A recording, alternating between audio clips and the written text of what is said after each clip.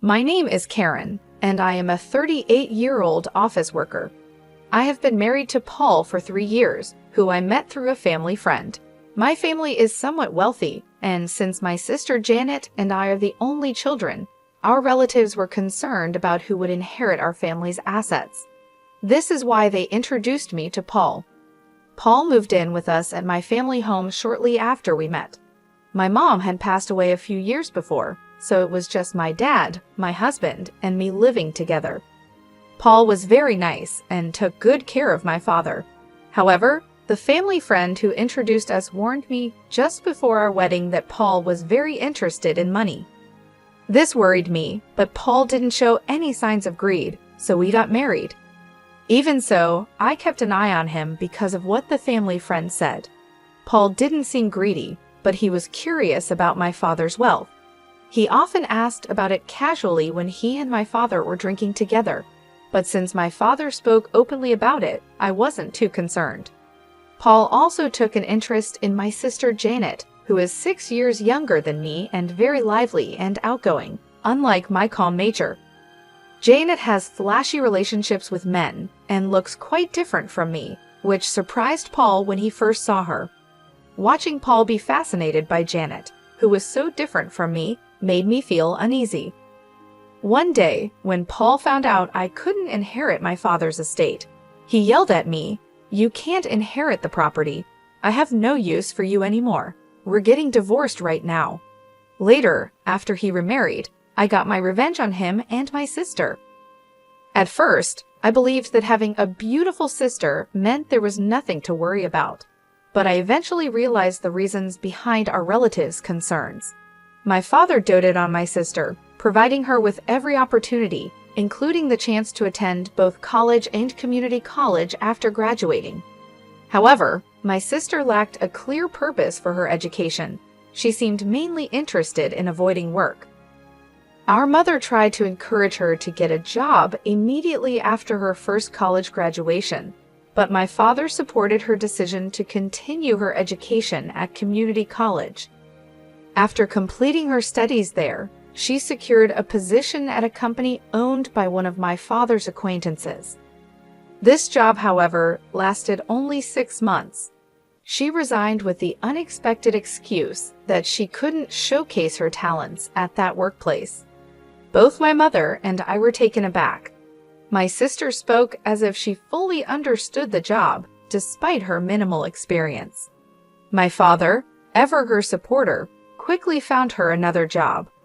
It wasn't long after she started this new role that my mother fell ill and was hospitalized. During this time, my sister visited her daily, frequently taking time off from her new job. She eventually resigned from this position too, claiming she needed to care for our mother. But her idea of care involved mostly chatting with our mother or being engrossed in her mobile phone in the waiting room. I found myself handling practical tasks, such as changing my mother's hospital laundry, while my sister offered little real assistance. It may have been comforting for my mother to have company, but her condition deteriorated about a month after she was hospitalized. She soon reached a point where she could no longer speak. Within 3 weeks of her condition worsening, my mother passed away. The suddenness of her passing left both my father and sister too shaken to even prepare for the funeral. This left a significant burden on me during an already difficult time. After my mother passed away, I found myself handling all the arrangements. Fortunately, our relatives helped, and we were able to bid farewell to her peacefully. In the wake of this, my sister took on a part-time job and moved into her own place. However, her earnings from the job weren't sufficient to cover her rent and other living expenses. Consequently, our father stepped in, covering her rent and utility bills, while the money she made was mostly spent on her leisure activities. Whenever her part-time income proved inadequate, she would turn to our father for additional financial support. Under our mother's watch, such requests were kept in check, as she was strict about financial discipline with my sister. However, after her death, my father began to indulge these requests, providing whatever money my sister asked for without hesitation. Initially, I saw no issue with this setup, assuming both my father and sister were content. Even after marrying and living with my husband in my parents' home, this financial arrangement continued. Unknown to me at the time, my sister also began asking my husband for money, and he complied, often asking her to keep it a secret to avoid causing me any jealousy. He found it difficult to say no to my attractive sister and willingly contributed to her expenses. My sister essentially lived off the money she received from both my father and my husband, engaging with her part-time job only sporadically according to her whims. This unsustainable lifestyle came to an abrupt end when our father became ill and required hospitalization. I stepped in to care for him, balancing hospital visits with my work responsibilities. Despite the severity of our father's condition, my sister never appeared at the hospital. Instead, she began calling me, aggressively demanding money.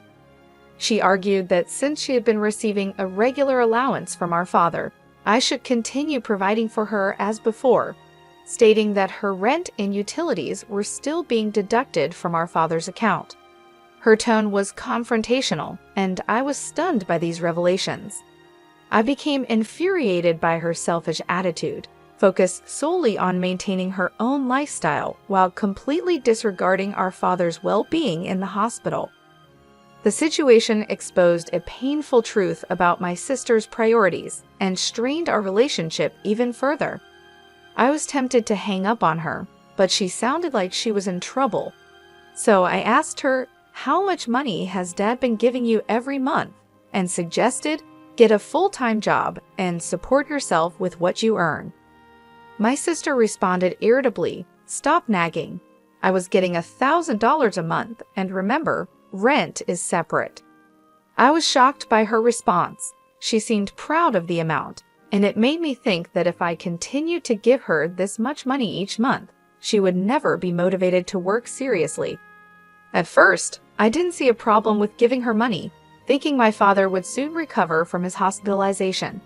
But then his condition took a turn for the worse, and I quickly reached out to our relatives. The doctor confirmed it was serious, which shocked me.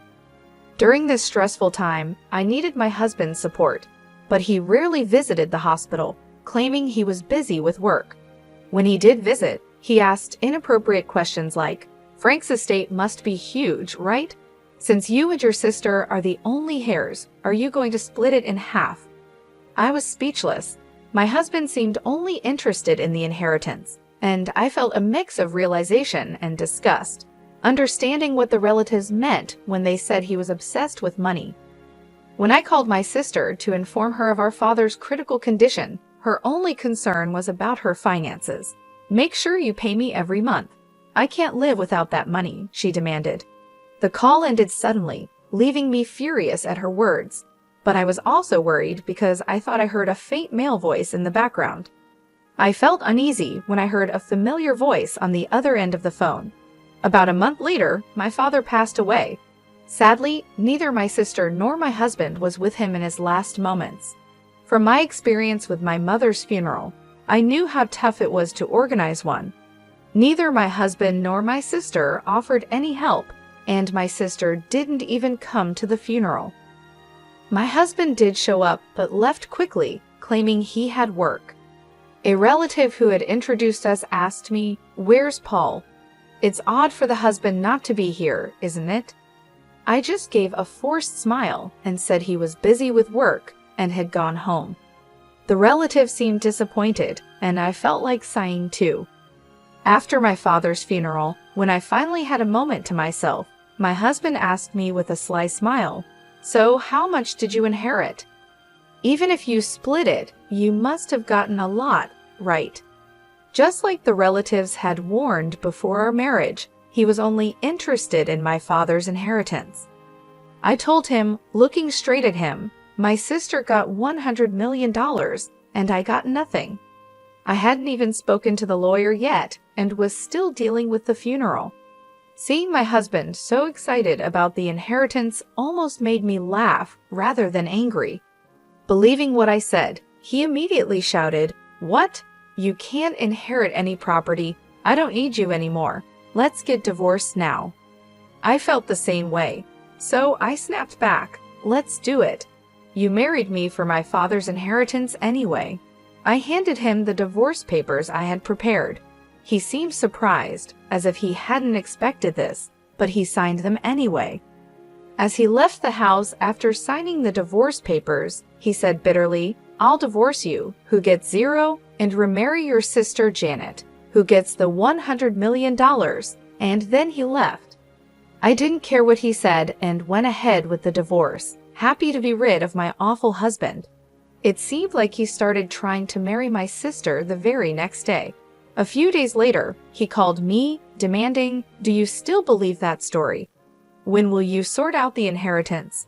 Hurry up and give Janet the $100 million dollars." He shouted this over the phone.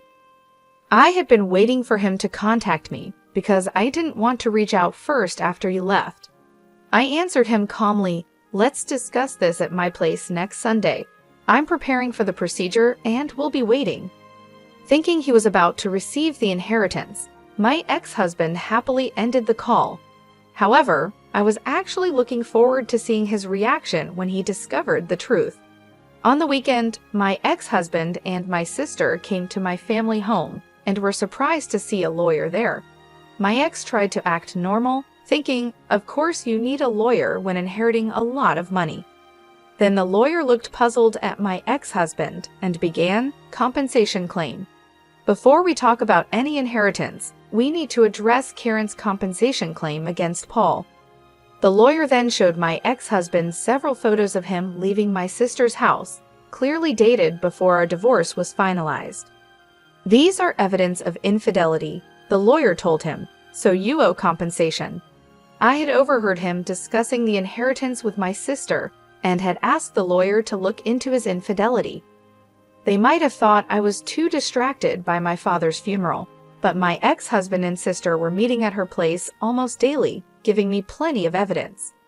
The topic quickly shifted from inheritance to compensation, leaving my ex-husband and sister shocked. However, my ex-husband recovered quickly and scoffed. "Compensation is nothing compared to the $100 million from the inheritance. I'll pay it right away."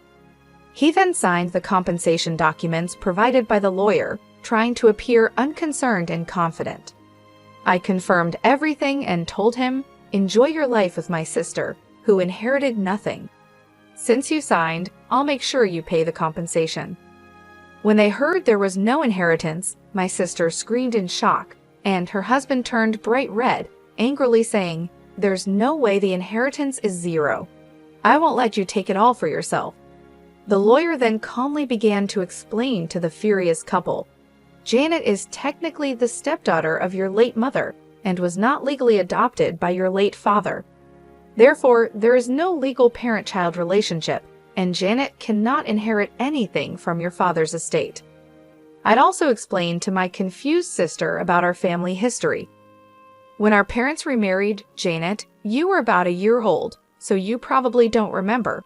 But I do. I was 8 years old when our parents remarried, and I was happy to suddenly have a sister. I never imagined that sister would end up taking my husband. Our parents had each had children from previous relationships, and someone thought it best for them to remarry. My mother treated me as if I were her own daughter, and my father was very fond of my sister.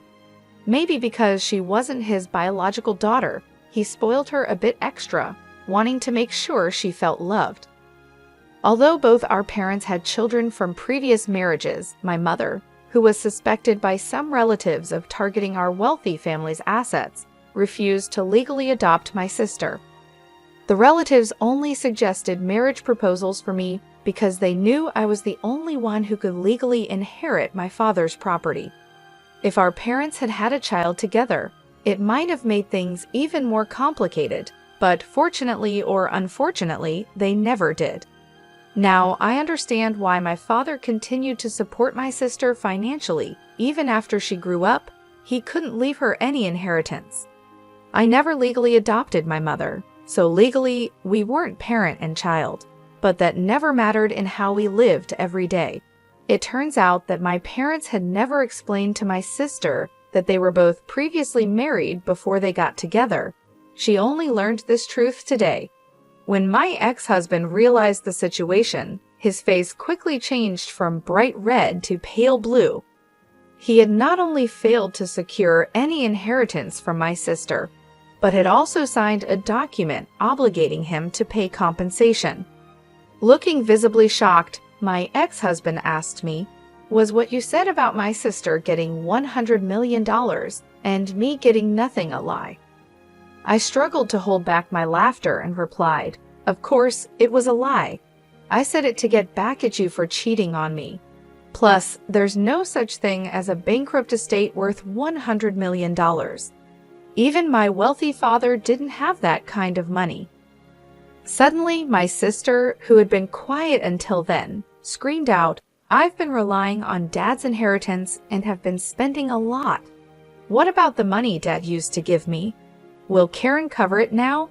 I responded to my sister, who seemed panicked, "You have a dependable husband now, so you shouldn't need that money anymore, should you?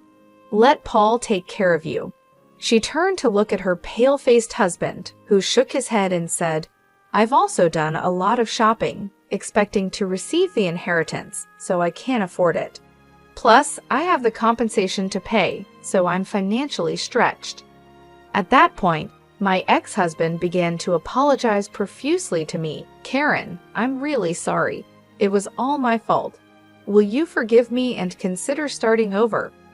Watching this scene, the lawyer had to stifle his laughter as he prepared to leave.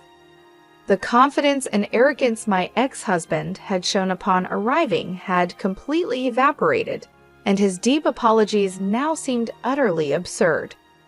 After we finished our discussion, my ex-husband and my sister left the house looking defeated, and not long after, they divorced. My ex-husband, who had remarried with the intention of gaining an inheritance, suddenly found himself without interest in my sister once the prospect of money was gone. He even muttered to himself that, with the compensation payments he owed me, he couldn't possibly support my sister. With no assets to his name, it was decided that he would pay the compensation in installments from his monthly paycheck. The lawyer recommended this method as the most practical solution under the circumstances. After my father's passing, the consequences of his indulgent support became painfully apparent. My sister, who had grown accustomed to financial support from our father, found herself in an unenviable position. She was compelled to work part-time jobs, which barely paid enough to cover her daily expenses, let alone the mounting debts that loomed over her. Despite her efforts, the financial burden proved too heavy. Eventually, overwhelmed by the accumulating debt, she had no choice but to file for personal bankruptcy. In a desperate move to escape her financial woes, she gave up her condominium, disappearing without leaving a trace.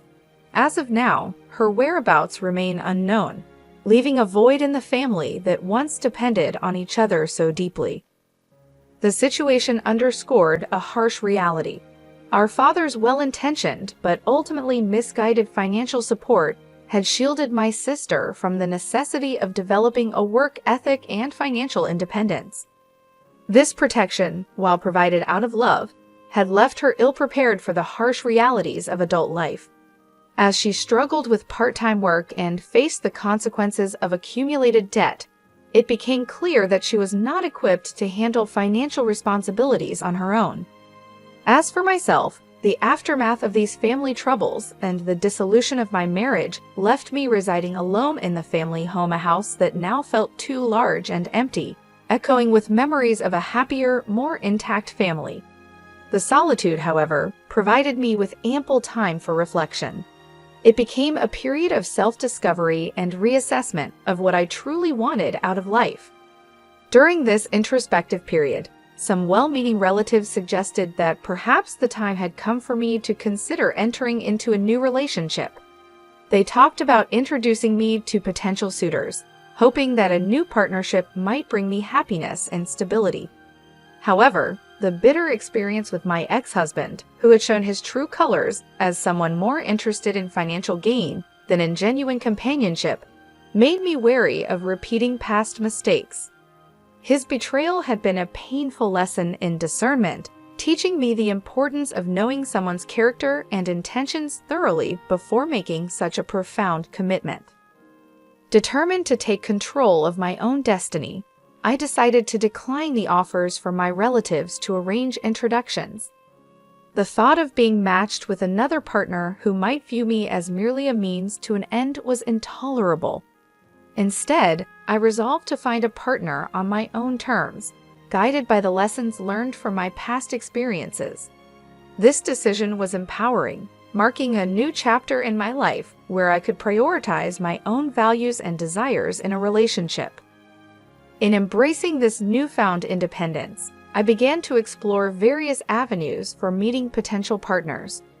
Whether through social events, community activities, or even online dating platforms, I was committed to finding someone who shared my values, someone who sought a partner for the right reasons, valuing respect, honesty, and genuine affection above financial considerations.